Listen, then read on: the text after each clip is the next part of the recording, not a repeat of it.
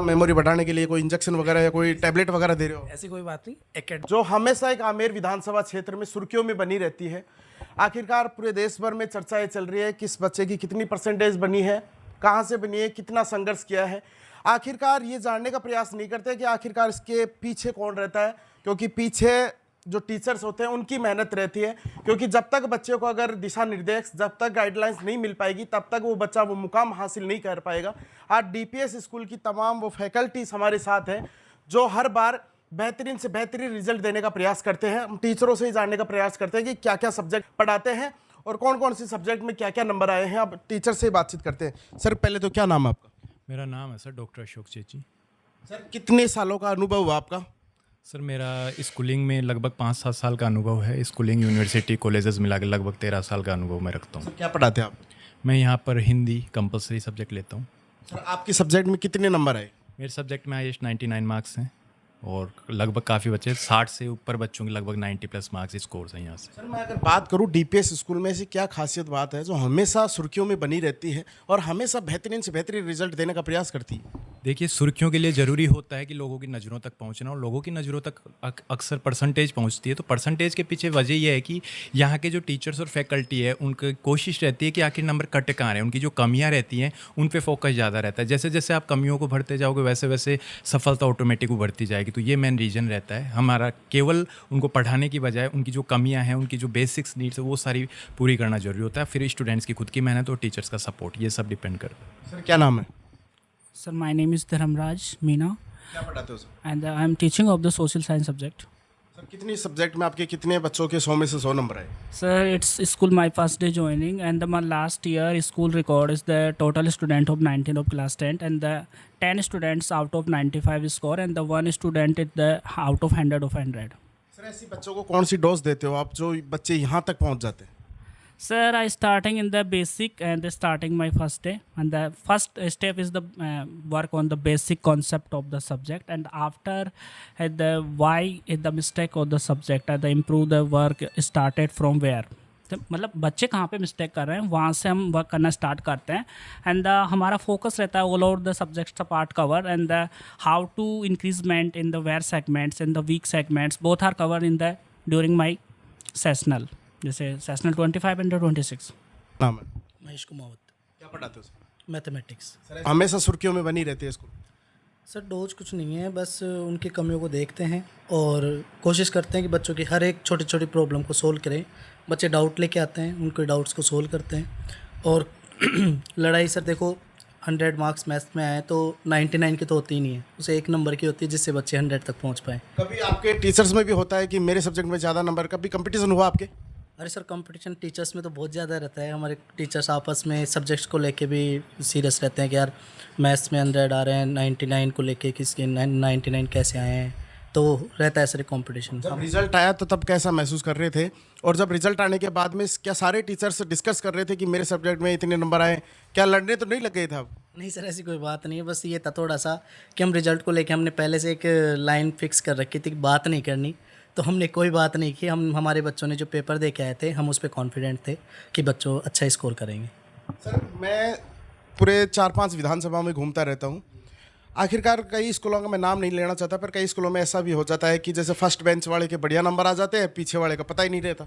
नहीं सर, हमारे ओवरऑल बच्चों पे ध्यान दिया जाता है। अब आपको हमारे 10th क्लास में एक बच्ची थी जिसकी 76 थी, उसकी साइंस में भी 90% आई है। तो ऐसे कई बच्चे हैं जिन्होंने 10th से 12th में काफ़ी अच्छा ग्रोथ किया है। सर क्या नाम है? विजय कुमार शर्मा सर। सर क्या पढ़ाते हैं आप? मैं सर बायोलॉजी लेता हूँ। बच्चों को जब पढ़ाते हैं तो उस वक्त आप कौन सी डोज देते हैं उनको? मैं डोज का नाम इसलिए ले रहा हूँ क्योंकि बच्चों ने एक पूरे अचरोर ग्राम पंचायत में एक अलग ही पहचान बनाई है और पूरा रिजल्ट की सुर्खियों आमेर विधानसभा में गूंज रही है। तब मैं बार बार पूछ रहा हूँ कि डोज क्या दे रहे हो आप ऐसा? सर डोज जैसा कुछ नहीं है, बट सबसे इम्पोर्टेंट है एकेडमिक डिसिप्लिन। क्या पता मेमोरी बढ़ाने के लिए कोई इंजेक्शन वगैरह या कोई टैबलेट वगैरह दे रहे हो? ऐसी कोई बात नहीं, एकेडमिक डिसिप्लिन बहुत ज़रूरी है, ये टीचर के लिए भी और स्टूडेंट्स के लिए भी। और मोस्ट ऑफ द टाइम हम कोशिश करते हैं कि जब हमारा ओरिएंटेशन हो क्लास का एंड जब हम क्लास ले रहे हो, बेसिकली चाहे वो थियोरेटिकली हो चाहे प्रैक्टिकली हो, बेसिक्स पे ज़्यादा फोकस किया जाए और जो बच्चों के डाउट्स है उन डाउट्स पे ज़्यादा वर्क किया जाए। और डेली बेसिस पे डाउट्स अगर अपन करते हैं तो मोस्ट प्रॉब्ली बच्चे ये होते हैं कि अपने टॉपिक्स को डेली बेसिस पे क्लियर कर पाते हैं, जिससे हम जो हमारा टारगेट सेट है वो अचीव कर पाते हैं सर। कितने साल के अनुभव हुआ आपका? सर मुझे 15 ईयर्स हो गए हैं। डीपीएस स्कूल में कभी ऐसा हुआ कि आपको बीच में हटा दिया गया हो, दूसरा टीचर्स बुला लिया हो, बच्चों के साथ भेदभाव हुआ हो कभी? क्योंकि काफ़ी सारे सत्र में टीचर्स को हटा दिया जाता है, फिर नया टीचर बुला लेते हैं, फिर मतलब बच्चे कंफ्यूज हो जाते हैं सर। कभी आपके साथ भी ऐसा हुआ हो? नहीं सर, ऐसा हाल फिलहाल तो कभी हुआ नहीं और आगे भी नहीं होगा। हाँ, ओवरऑल मेरा 15 ईयर्स का है, तो कभी ऐसा हुआ नहीं है और कभी होगा भी नहीं सर। देखो ये देखिए, हम अशोक जी से और भी जानने का प्रयास करेंगे। अशोक जी, जब रिजल्ट आ रहा था, रिजल्ट आ गया, उसके बाद में चर्चाएं बनी क्योंकि कंपटीशन हुआ एक दूसरे टीचर्स में, सभी में टीचर्स में, भाई मेरे सब्जेक्ट में इतने नंबर आए, तो उन मुद्दों के ऊपर भी बात हुई कि हम अगली बार इससे भी ज़्यादा मेहनत करेंगे क्योंकि कंपटीशन होना बहुत ज़रूरी है, और क्योंकि आज का ज़माना कंपटीशन का है।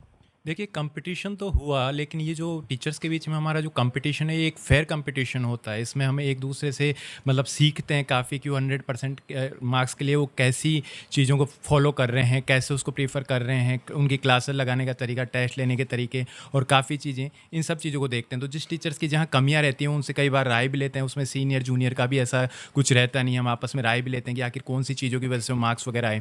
तो फेयर कॉम्पिटिशन की वजह से ये होता है। लगभग हर टीचर ने हर टीचर ने अपने अपने सब्जेक्ट में 100/100 का स्कोर किया है यहाँ पर। ये देखिए, हम बच्चों से इसलिए बातचीत नहीं करवाए क्योंकि बच्चों के पीछे बच्चों की मेहनत होती है, पर मेहनत के पीछे जो सर होते हैं ये टीचर्स दिन रात मेहनत करते हैं और जब सुबह 4-5 बजे उठते हैं और पहले सोच के आते हैं कि अपने को बच्चों को क्या पढ़ाना है, किस प्रकार पढ़ाना है, क्योंकि फर्स्ट बेंच वाला और लास्ट बेंच वाला वही सेम होता है क्योंकि सारे बच्चों के ऊपर ध्यान दिया जाता है। अशोक जी, रिजल्ट की बात करूँ, कितना % रहा? रिजल्ट हमारा 100% है सर। ये तो चमत्कार हो गया। पर असरोल ग्राम पंचायत में डीपीएस स्कूल की अलग ही लहर है।